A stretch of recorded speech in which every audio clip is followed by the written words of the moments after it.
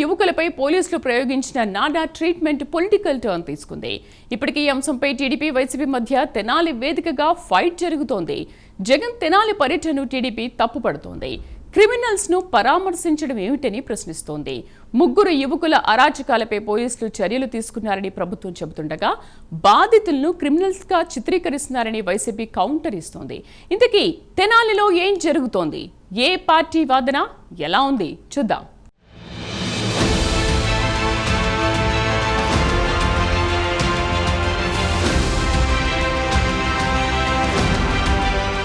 ఇటీవల గుంటూరు జిల్లా తెనాలిలో పోలీసులు ముగ్గురు యువకులను లాఠీలతో అరికాలపై కొట్టిన వీడియో వైరల్ అయింది. పోలీసులు ముగ్గురు యువకులను నడి రోడ్డుపై కాళ్లు చాపి కూర్చోబెట్టారు. ఓ పోలీసు లాఠీతో ఓ యువకుడి కాళ్లపై బలంగా కొట్టాడు. నొప్పి తట్టుకోలేక కాళ్లు వెనక్కి తీసుకుంటే కాళ్లు సరిగ్గా పెట్టమని గద్దించి మరీ కొట్టారు. రెండో యువకుడిని అదే మాదిరిగా కొట్టసాగారు. ఆ యువకులు అరుస్తూనే పరిగెత్తారు. మూడో యువకుడి దగ్గరకు మరో పోలీసు వచ్చి కొట్టడం ప్రారంభించారు. ఇంకో పోలీసు ఆ యువకుడి కాళ్లు కదలకుండా కాళ్లపై తన కాలు బలంగా అదిమిపెట్టి కొడుతోన్న ఈ వీడియో సోషల్ మీడియాలో విస్తృతంగా షేర్ అయింది. ఈ ఘటన జరిగి ఇప్పటికే నెల రోజులు దాటినా మే 26న వీడియో వైరల్ అయింది.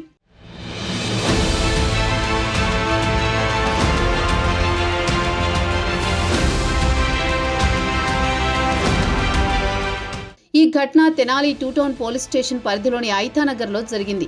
ఆ ముగ్గురు బాబులాల్, చేబ్రోలు, జాన్ విక్టర్, డోమా రాకేష్ తమ స్టేషన్ కానిస్టేబుల్ చిరంజీవిపై గంజాయి మత్తులో వారు దాడి చేశారని, కానిస్టేబుల్ ఫిర్యాదుతో కేసు నమోదు చేసి ఆ ముగ్గురిని కొట్టి అరెస్ట్ చేశామని పోలీసులు చెప్తున్నారు.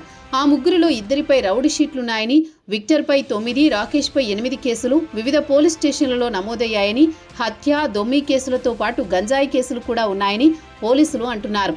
పోలీసులు వ్యవహరించిన తీరుపై దళిత సంఘాలు అభ్యంతరం వ్యక్తం చేశాయి. మాల మహానాడు రాష్ట్ర అధ్యక్షుడు పుష్పరాజ్ మాట్లాడుతూ ఆ ముగ్గురు తీవ్రమైన నేరస్తులు కావచ్చు, హంతకులు కావచ్చు.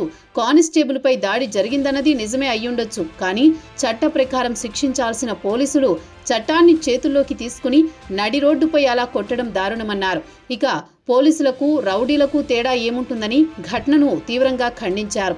పోలీసుల వాదన ప్రకారం వాళ్లు నేరం చేసే ఉండొచ్చు, చేయలేదని వాళ్లు చెబుతున్నారు. ఏదైనా సరే కోర్టులో విచారణ జరగాలి, అంతేకాని నడి రోడ్డుపై అలా కొట్టడం దారుణం అనేది దళిత నేతల వాదన. ఈ ఘటనపై మానవ హక్కుల సంఘాలు, ప్రతిపక్షాలు తీవ్రంగా స్పందించడంతో పోలీసు శాఖ స్పందించింది. వీడియోలో కనిపించిన పోలీసు అధికారిని సస్పెండ్ చేశారు.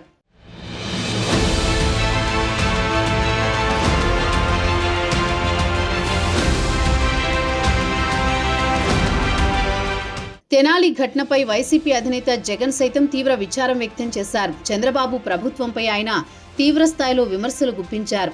ఆంధ్రప్రదేశ్లో ప్రస్తుతం ప్రభుత్వం భారత రాజ్యాంగాన్ని బహిరంగంగా ఉల్లంఘిస్తోందని, అందుకు ఈ ఘటనే నిదర్శనమని ఆయన ఆరోపించారు. తెనాలి పోలీసుల చేతిలో దెబ్బలు తిన్న యువకుల కుటుంబ సభ్యులను జగన్ పరామర్శించారు. రాష్ట్రంలో రెడ్ బుక్ రాజ్యాంగంతో చంద్రబాబు పోలీసు వ్యవస్థను దుర్వినియోగం చేస్తున్నారని, ప్రశ్నించే గొంతులను అణగదొక్కుతున్నారని జగన్ విమర్శించారు. రెడ్ బుక్తో వేధించి హింసిస్తున్నారు. పోలీసు వ్యవస్థ వికృత రూపానికి తెనాలి ఘటనే సాక్ష్యమన్నారు జగన్. తెనాలి పోలీసుల చేతిలో దళిత, మైనార్టీలో ముగ్గురు యువకులు దెబ్బలు తిన్నారు. రాకేష్ హైదరాబాద్లో జొమాటోలో డెలివరీ బాయ్గా పనిచేస్తున్నాడు. ఆ యువకుడు తెనాలిలోనే ఉండడం లేదు. పాత కేసులో వాయిదా కోసం తెనాలికి వచ్చాడు. రాకేష్ను చూడ్డానికి అతని స్నేహితులు వచ్చారు. వాళ్లు కూడా మంగళగిరి నుంచి వచ్చారు. John Victor junior advocate, bar council సభ్యత్వం కూడా ఉంది అన్నారు. ఐతానగర్లో సివిల్ డ్రెస్లో ఉన్న కానిస్టేబుల్ ఎవరితో గొడవ పడుతుంటే ఈ యువకులు అడ్డుకున్నారని, గొడవ పడుతున్న కానిస్టేబుల్ వీళ్లు ప్రశ్నించారని, కేవలం కానిస్టేబుల్ను ప్రశ్నించడం వీళ్లు చేసిన తప్ప అని ప్రశ్నించారు.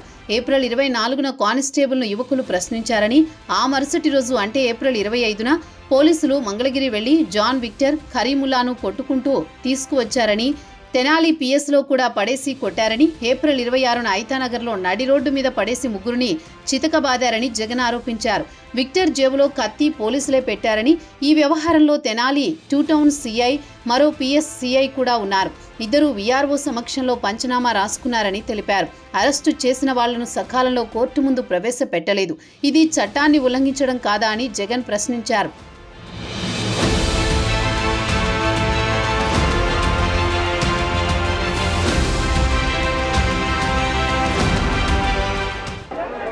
పట్టపగలే మళ్ళీ రోడ్డు మీద రెండోసారి కొట్టారు. పట్టపగలే రోడ్డు మీద మళ్ళీ రెండోసారి అతి కిరాతకంగా కొట్టారు. కొట్టడమే కాకుండా 3 రోజుల నుంచి వీళ్ళు స్టేషన్లోనే ఉండారు, వీళ్ళ పోలీసులు అదుపులోనే ఉండారు. కూడా ఒకవైపున చట్టాన్ని ఉల్లంఘించింది పోలీసులే, ఒకవైపున చట్టాన్ని అపహాస్యం చేసింది పోలీసులే, మరోవైపున పోలీసులే వీరిని అబాసుపాలు చేస్తూ వీరి కుటుంబ గౌరవాన్ని మంట కలుపుతూ ఒకవైపున చేయకూడని పనులన్నీ పోలీసులు చేసి ఆ తర్వాత వీరి మీద ముద్ర వేస్తూ ఉన్నారు.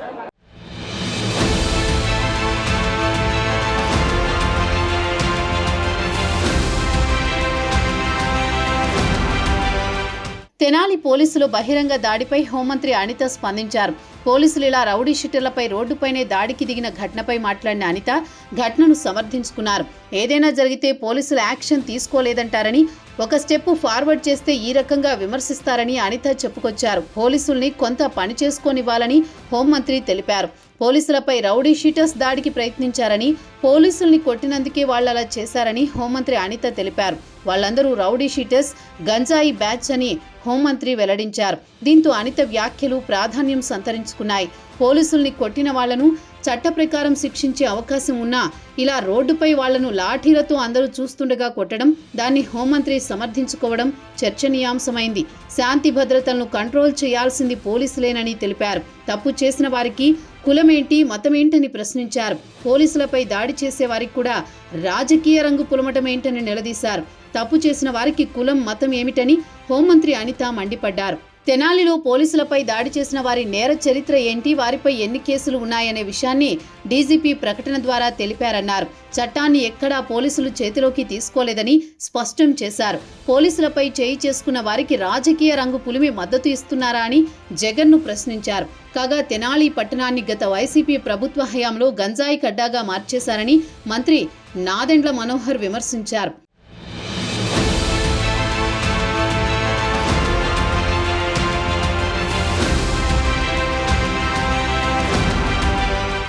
మరోవైపు తెనాలిలో రౌడీ షీటర్ల చేతిలో హత్యాయత్నానికి గురైన కానిస్టేబుల్ చిరంజీవి భార్య కళ్యాణి తాను దళితురాలినే అంటూ ఓ వీడియో విడుదల చేశారు.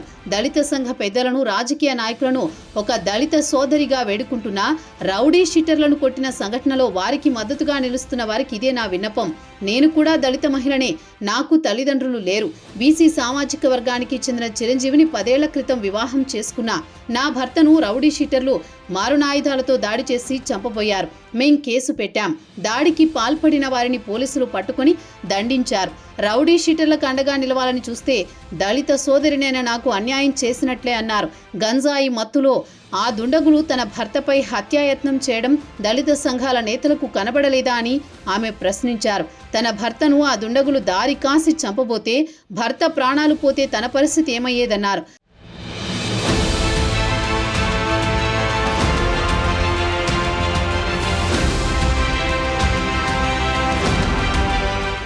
వైసీపీ ప్రతి అంశాన్ని రాజకీయం చేస్తోందని, పార్టీ ఉనికి కోసం కులాలు మతాలు అంటూ చిచ్చుపెట్టే ప్రయత్నం చేస్తోందని టీడీపీ మండిపడుతోంది.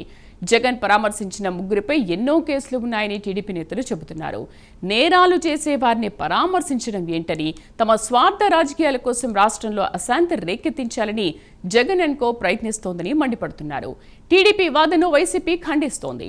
జగన్ ఐతానగర్కు వెళ్లి బాధిత యువకులను పరామర్శించడం ద్వారా కూటమి ప్రభుత్వంలో జరుగుతున్న అరాచకం మరోసారి బయటపడుతుందని, అందుకే టీడీపీ భయపడుతోందని వైసీపీ ఆరోపిస్తోంది. ఆ యువకులు కానిస్టేబుల్పై హత్యాయత్నం చేసిన సాక్ష్యాలు ఎందుకు బయట పెట్టలేదని ప్రశ్నిస్తోంది.